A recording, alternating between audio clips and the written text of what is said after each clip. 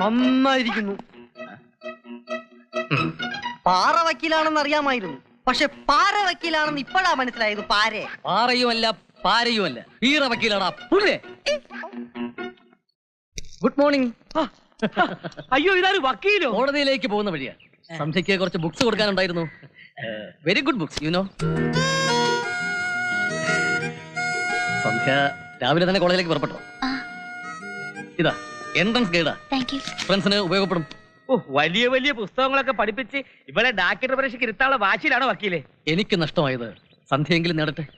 വലിയൊരു ഡോക്ടർ ആക്കണമെന്നായിരുന്നു അച്ഛൻ ആഗ്രഹിച്ചത്. പക്ഷെ വിധി എന്നെ ഒരു അഡ്വക്കേറ്റ് ആക്കി മാറ്റിക്കളഞ്ഞു. അല്ല, ഈ വക്കീൽ പണി അത്ര മോശം പണിയൊന്നും അല്ലല്ലോ. ഹേയ്, മോശമൊന്നുമല്ല. വക്കീൽ പണി മോശമല്ല, പക്ഷെ പാരപ്പണി മോശമാണ്.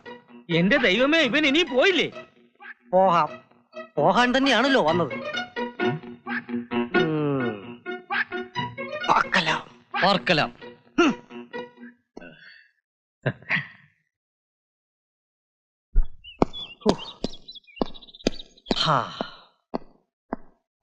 സോറി, ഞാൻ അല്പ ലേറ്റായി.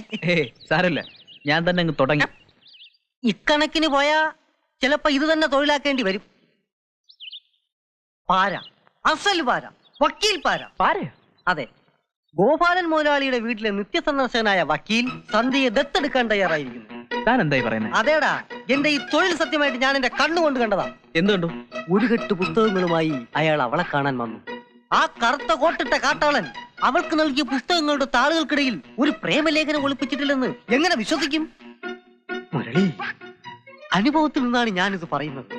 നിറഞ്ഞ വെടിമരുന്നുകൾക്കരികിൽ ഒരു മുറി വീടി കൊളുത്താൻ പോലും തീപ്പട്ടി ഉരസാൻ ആരെ അനുവദിക്കരുത്. കംപ്ലീറ്റ് കത്തിപ്പോവും.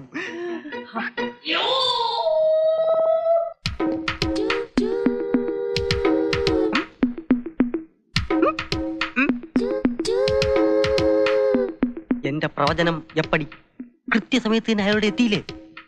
ഇപ്പൊ ഞാൻ വിശ്വസിക്കുന്നു, അത് ഉദാത്തമായ പ്രേമം തന്നെ. ഒന്ന് കൂവിയാലോ? ഇനി നമ്മൾ ഇവിടെ ഒന്ന് കൂവിട്ട് എന്താണ് കാര്യം? അതെ, കാര്യമുണ്ട്. അണ്ണാറക്കണ്ണനും തന്നാലായത് എന്നാണല്ലോ. നമുക്ക് കൂവി പ്രതിഷേധിക്കാം. ഈ ക്രിമിനൽസിന്റെ കാര്യത്തിൽ ഞാൻ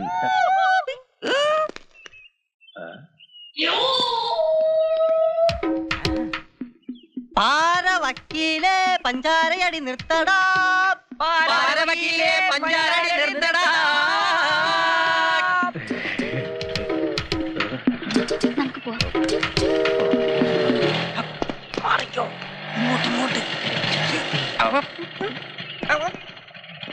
ഓഹോ, ഇദ്ദേഹമാണോ നേതാവ്?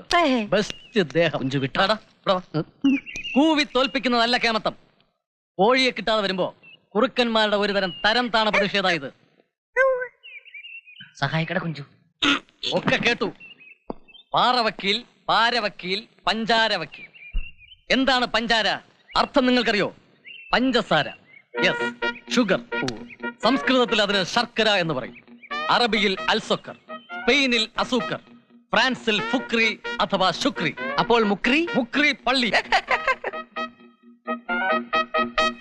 പിന്നെ വക്കീൽ ഭാഷയിൽ പറഞ്ഞാൽ ഇന്ത്യൻ പീനൽ കോഡിൽ ഒരു വകുപ്പുണ്ട്, 509.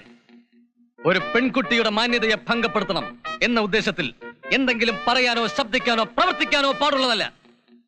വകുപ്പ് ലംഘിക്കുന്നവർക്ക് 1 വർഷം തടവോ 50,000 രൂപ പിഴയോ രണ്ടും കൂടി ഒന്നിച്ചു അനുഭവിക്കേണ്ടി വരും. നിയമപ്രകാരം ഈ ശിക്ഷകൾക്കെല്ലാം അർഹരാണ് നിങ്ങൾ.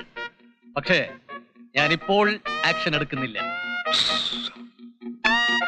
നിഷ്കളങ്കമായ ഒരു ഗ്രാമത്തിൽ എന്നെപ്പോലെ സമർത്ഥനായ ഒരു അഭിഭാഷകൻ വിചാരിച്ചാൽ ഏത് നിരപരാധിയെയും കൊലയാളിയാക്കാം, ഏത് കൊലയാളിയെയും നിരപരാധിയുമാക്കാം. അത് മാത്രം മറക്കണ്ട. ഇതും മറക്കണ്ട.